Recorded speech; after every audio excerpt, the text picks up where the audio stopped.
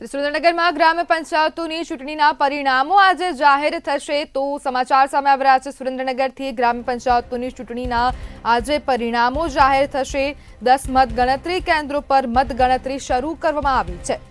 જિલ્લાની 32 ગ્રામ પંચાયતમાં સામાન્ય ચૂંટણી યોજાઈ હતી, જ્યારે 9 ગ્રામ પંચાયતમાં પેટા ચૂંટણી માટે મતદાન યોજાયું હતું।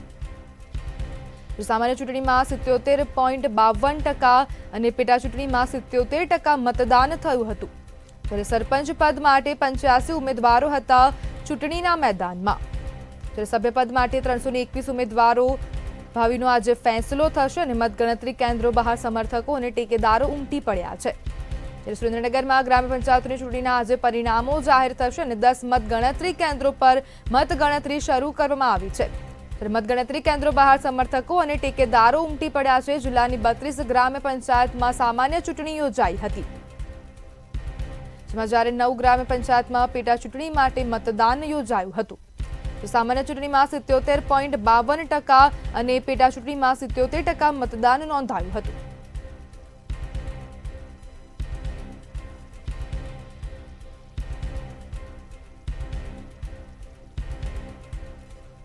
10 મતગણતરી કેન્દ્ર પર મતગણતરી શરૂ કરવામાં આવી છે અને જિલ્લાની 32 ગ્રામ પંચાયતમાં સામાન્ય ચૂંટણી યોજાઈ હતી, જ્યારે 9 ગ્રામ પંચાયતમાં પેટા ચૂંટણી માટે મતદાન યોજાયું હતું, જ્યારે સામાન્ય ચૂંટણીમાં 77.52%, પેટા ચૂંટણીમાં 77% મતદાન યોજાયું હતું। સુરેન્દ્રનગર ગ્રામ પંચાયતોની ચૂંટણીના આજે પરિણામો જાહેર થવાના છે અને સરપંચ પદ માટે 85 ઉમેદવારો ચૂંટણીના મેદાને હતા। સભ્યપદ માટેના 321 ઉમેદવારો ભાવિનો આજે ફેંસલો થશે, જ્યારે મતગણતરી કેન્દ્રો બહાર સમર્થકો અને ટેકેદારો ઉમટી પડ્યા છે। જિલ્લાની 32 ગ્રામ પંચાયતમાં સામાન્ય ચૂંટણી યોજાઈ હતી, 9 ગ્રામ પંચાયતોમાં પેટા ચૂંટણી માટે મતદાન યોજાયું હતું અને સામાન્ય ચૂંટણીમાં 77.52% મતદાન થયું હતું અને પેટા ચૂંટણીમાં 77% મતદાન થયું હતું।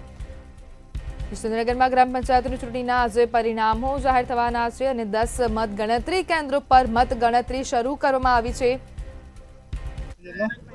બારા ગામે ગ્રામ પંચાયતની ચૂંટણી હતી તો તેમાં 2 બિનહરીફ વોર્ડ થઈ ગયા હતા અને 5ની જે ચૂંટણી હતી અત્યારે એમાં 4 વોર્ડ નયનભાઈ લક્ષ્મણભાઈ રોજાસરા છે, તે 4 વોર્ડના સભ્ય સાથે 500 મતથી વધારે બહુમતીથી અત્યારે જીતેલ છે।